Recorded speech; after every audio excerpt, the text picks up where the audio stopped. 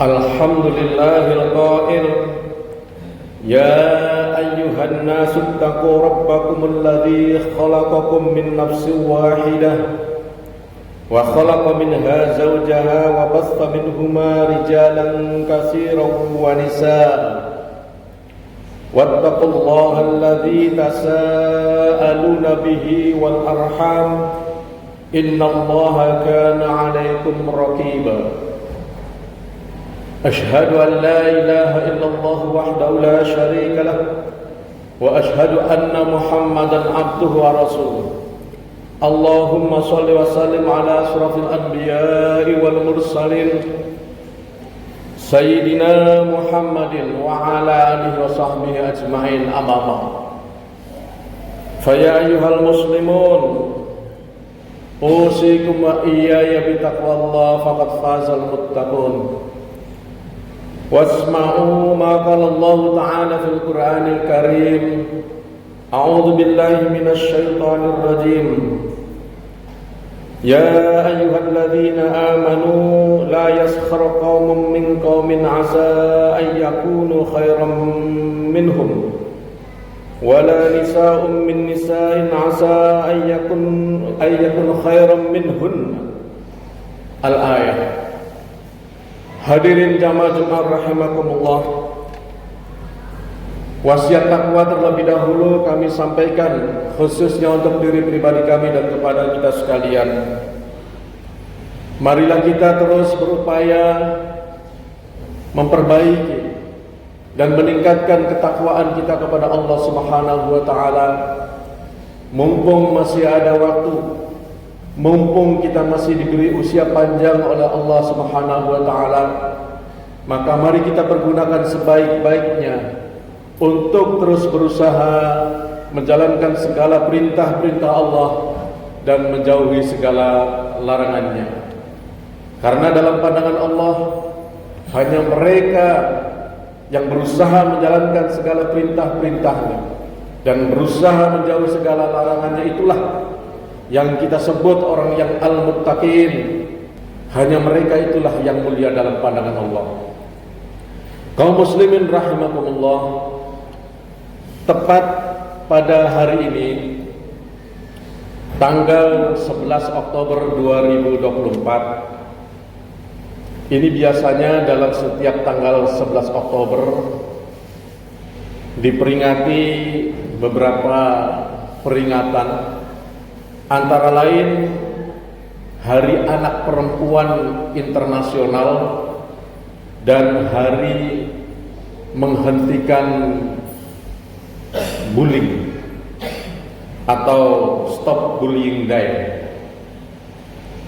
Pada kesempatan kali ini, marilah kita bersama-sama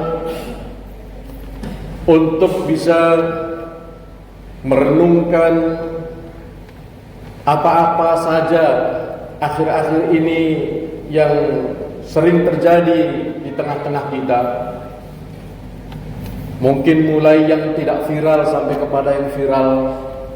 Kita sangat miris, sangat sedih, sangat memprihatinkan, karena sudah semodern ini dunia, tetapi masih banyak perilaku ulah-ulah manusia yang merendahkan derajat perempuan.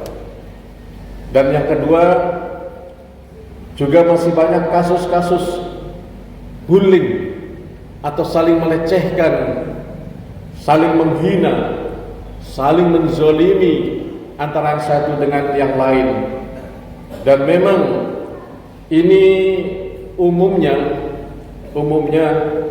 kalau bullying ini memang terjadi pada anak-anak kita, baik anak-anak maupun remaja.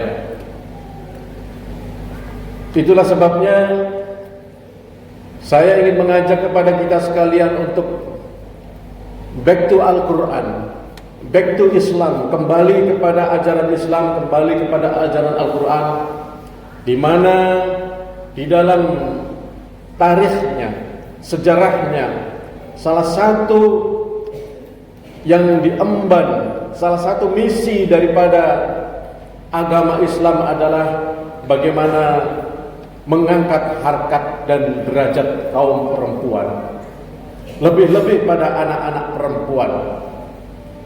Kita tahu bahwa di dalam sejarah juga tercatat sebelum Rasulullah sallallahu alaihi wasallam, Nabi kita Muhammad sallallahu alaihi wasallam hadir di dunia ini, diutus oleh Allah menjadi nabi dan rasul, banyak sekali pada zaman itu yang sering kita sebut sebagai zaman jahiliyah, di mana jangankan orang lain, malah orang tua sendiri begitu merendahkan anak-anak perempuan, anak kandungnya sendiri, sehingga banyak orang pada saat itu, banyak orang tua saat itu tidak menghendaki punya anak perempuan karena dianggap jika punya anak perempuan sebagai sebuah kehinaan, sebagai sebuah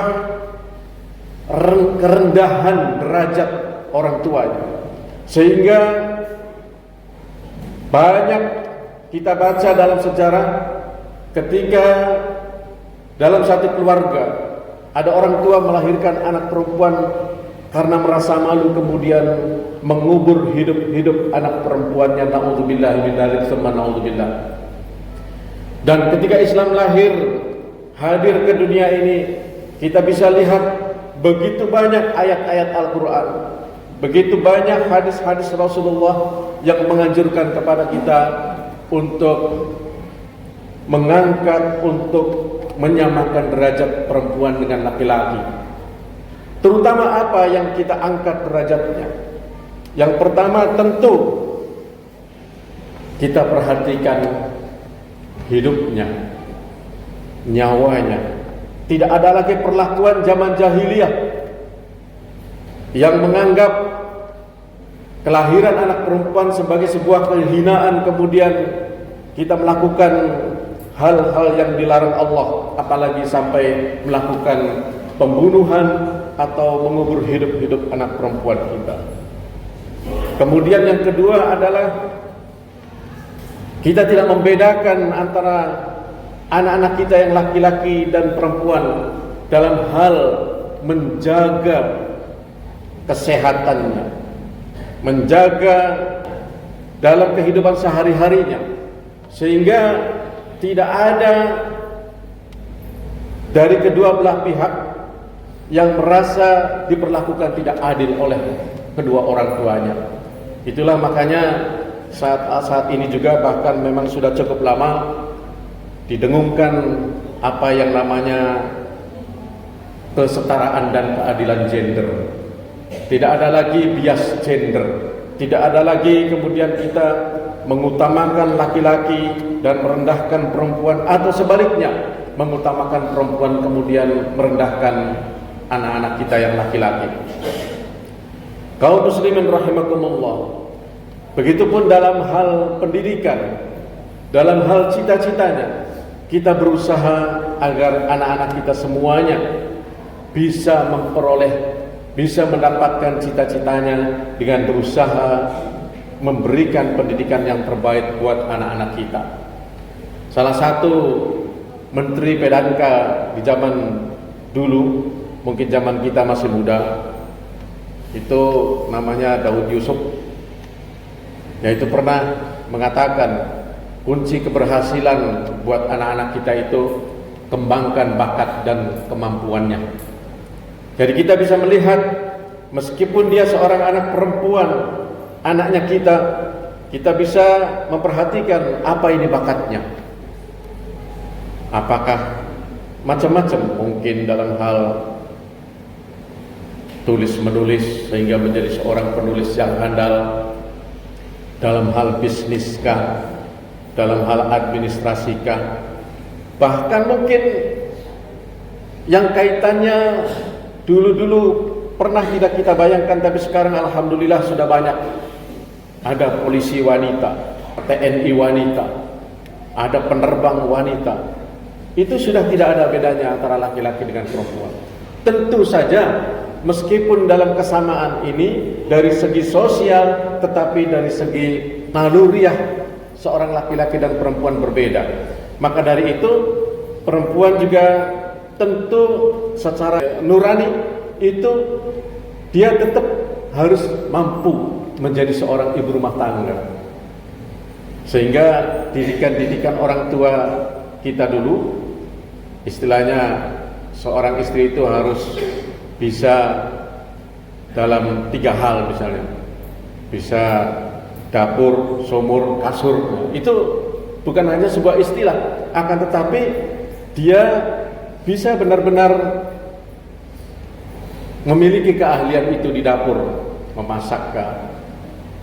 Kemudian sumur, dalam artian walaupun banyak yang mengatakan bahwa mencuci bukanlah kewajiban istri, menyetrika bukanlah kewajiban istri, akan tetapi kewajiban seorang istri harus patuh kepada Allah dan juga patuh kepada suami, maka suaminya ketika menyuruh dia mencuci juga dia harus bisa mencuci.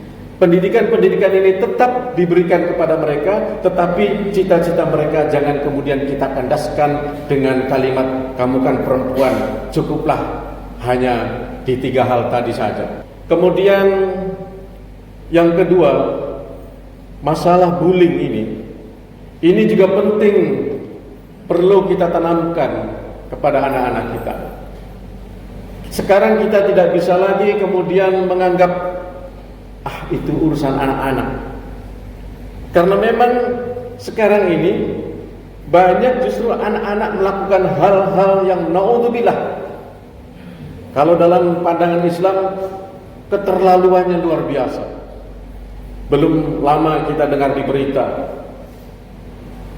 ada anak-anak yang usia anak-anak melakukan pembunuhan kepada seorang perempuan anak-anak, memperkosa lagi, naudzubillah tsumma naudzubillah. Artinya apa?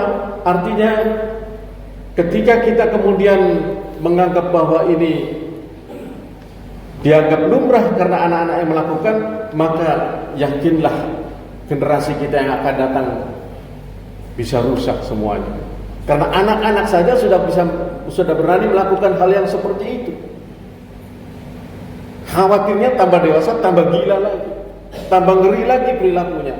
Maka dari itu, mari kita sama-sama berikan pendidikan yang terbaik, berikan keteladanan yang terbaik buat anak-anak kita. Hadirin kaum muslimin rahimakumullah, marilah pada kesempatan hari ini, Hari Anak Perempuan Internasional dan Hari Stop Bullying, kita semua berusaha, kalau ada hal-hal yang kurang bagus, yang kurang baik di lingkungan keluarga kita, di lingkungan tetangga kita, yang kemudian merendahkan harkat martabat anak-anak perempuan, atau ada perilaku-perilaku bullying, menghina, merendahkan, ini mari kita berusaha untuk mencegahnya. Barakallahu li wa lakum fil Qur'anil azim wa nafa'ani wa iyyakum bima fihi minal ayati wa dzikril hakim wa taqabbal minni wa minkum tilawatahu innahu huwas samiul basir.